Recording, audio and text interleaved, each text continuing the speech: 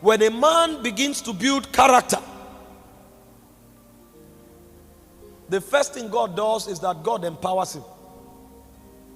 That's the first advantage of godly living, holy living. That's the first advantage of character. In Psalm 24 verse 3, it says, who shall stand upon the mountains of the Lord? Who shall ascend his holy hills? That means, who will God give the opportunity to wield the scepter of authority? Who will God give visibility over a generation? Who will God give control of a people? Who will God allow authority to impact a generation? And the Bible began to tell us.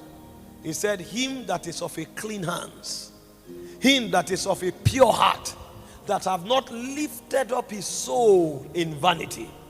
That means, if your hands are not clean, if your heart is not pure, if your heart is not in brokenness and humility, it says God will be the one resisting you.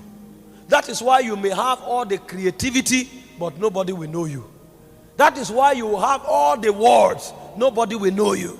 That is why you have all the invention, nobody will take advantage of it, because it said, if it's God, for God to exhort you over a generation, for God to give you authority over a generation, what God looks at is not what you can do, it's who you are. Is your hand clean? Is your heart pure? Is your soul lifted up in vanity? If all of these credentials are there, then God will exhort you over his hills. And remember what happens to a man that God have ascended or caused to ascend over his hills. What did the Bible say? In Micah chapter 4 verse 1, it said, all the nations will say, let us go to the house of the Lord. Let us go to his holy hills. He said, for out of Zion proceeds the law. That means where direction comes for the nations is on the mountains of God. And so the man who is on the mountain of God gives direction to the nations. He influences the nation. He inspires the nation. He tells the nations what to do. But who is the man that God will give the opportunity to stand on his holy mountains? Is the man that is of a clean hands. It's a man that is of a pure heart. So if you want to have authority to influence a generation, you want to have authority to influence a nation, what you should focus on is not God lift me. It's actually God purify me. Because if you are purified, there is one place God will keep you. It's upon the holy mountains of God. And if you're on the mountains of God, the nations of necessity will seek you, because you will be the one to give them direction. The Bible said God exalts the humble, but he said he resists the proud. He resists the proud. He giveth grace to the humble. What does grace do? Grace comes to cause you to stand out. It can come in form of wisdom. It can come in form of creativity. It can come in form of empowerment. That's what it means to stand on the mountain of God. There are many people today who are wondering why they have such a golden voice, yet nobody hears them. Because they have not been exalted. There are many people today that have 1,001 ideas that would have changed their world, but everywhere they submit their proposal, it is trashed. And they are wondering, why would these doors not open? Why would these opportunities not be given? Because God will not exhort you. God will only exhort you when your motives are pure. God will only exhort you when your hands are pure. So quit the wrong prayers. You have been praying for 10 years, open doors for me. You have been praying for 10 years, exhort me. And the Bible is telling you, the man that will stand upon his holy hills is a man with a pure hands. Is a man with a clean heart. So what you should start praying now is, Lord, purify me. Lord, purge me. Did you not read in 1 Timothy chapter 2 from verse 18? It said, if a man purges himself, it said that man is meet and qualified for the master's use. That means when your life is full of garbages, the focus of God is not your exhortation. The focus of God is actually your purification. Because if God exhorts you in error, you are finished. Did you not read about Adam? God created Adam to rule over the whole earth. In fact, when God blessed Adam, he said, have dominion over the birds of the air, the fish of the water, and everything that creepeth upon the face of the earth. The moment Adam defied himself, God drove him out of the garden and sent him into obscurity. Why would God send a man designed to rule over the earth into obscurity? Because if that man is exalted in error, he will be eternally condemned. There are most of us today that the level of money we should handle, God himself is the one stopping us from handling it. Because if we handle that money today, it will fester our corrupt nature, and a point will come we will never be redeemed again. Most of us, the ideas we have today, the president of nations are supposed to come for it, but God will insist it doesn't happen, because if that level of influence comes, we will never be recovered again.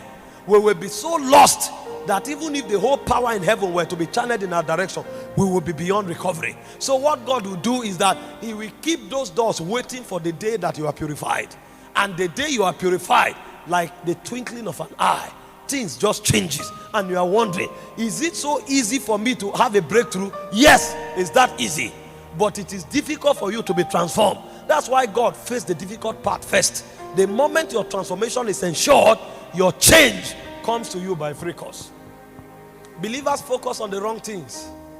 You have not been able to deliver yourself from the influence of clubbing, and you are telling God to empower you so that you will build a club in your own house. You have not yet been delivered from the influence of womanizing. You are telling God to breed upon this your idea to become a global vision, so that you start camping Brazilian ladies, Turkish ladies, Ethiopian ladies. You will travel for 1 year, they will not see you. The next time you return, your first son will be in Congo, your second son will be in Italy, your third son will be in Ethiopia. And at the end of the day, you empower all of them, and they bring chaos into the world. God has seen the end. His name is Alpha Omega. And because he has seen the end, he wants to work on you first before he empowers you. Because the man that will stand upon the holy mountains of God is the man that is of a pure heart. You know, people see the men God uses in politics, in ministry, in commerce, and they are wishing they should be the one. Go and find out how God dealt with those men. That's why now that they have been exalted, those things mean nothing to them. You are seeing the car they are driving. You are seeing the suits they are wearing. That's what's motivating you. Those things mean nothing to them. In fact, those things are camouflage. They need to wear them because of where they are operating. You see a man carry escorts. It's not for luxury. The level where he is now, there are too many people trying to destroy him. So he needs some form of security around him. But in your loftiness of mind, you'll see the military escort as prestige. And then you are seeing yourself, you will go nowhere. When you meet that man, what troubles him night and day is how the lives of people will be changed. When you see him come up with an invention, it's not because he's looking for money. He's thinking of better ways of improving the lives of people. And the more he thinks on these things, the more ideas come to him. But somebody else is looking for the next innovation that will make him the youngest millionaire. Vanity upon vanity. Vanity upon vanity. That's why we go nowhere. When your motives are purified, God begins to empower you. Number two, when your motives are purified, God begins to give you creative ideas.